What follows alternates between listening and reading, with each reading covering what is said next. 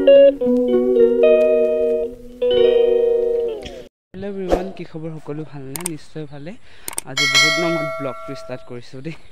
আপোনালোকে ছমাহৰ মূৰত ব্লগ ষ্টাৰ্ট কৰিছে। ক'ত গ'ল কি গ'ল সকলো কথা কৈ থাকিম।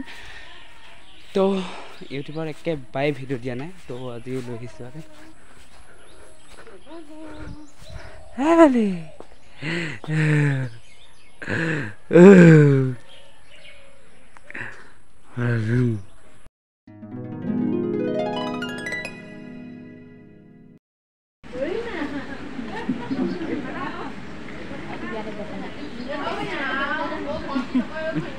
এডিট কৰিবলৈ সময়ে পোৱা নাই, তো ডাইৰেক্ট আহি পিনে খানাতে বহিলোঁ হয়, ভিডিঅ' বনাব নোৱাৰিলোৱে। তো এয়া আহি পিনে ডাইৰেক্ট খানাকে খাব আহিছোঁ। তো দেখিছেনে ধুনীয়াকৈ দিছে আৰু তো এয়া দেখিছেনে মাছে আৰু বিলাহী ইমান টেষ্টি হৈছে।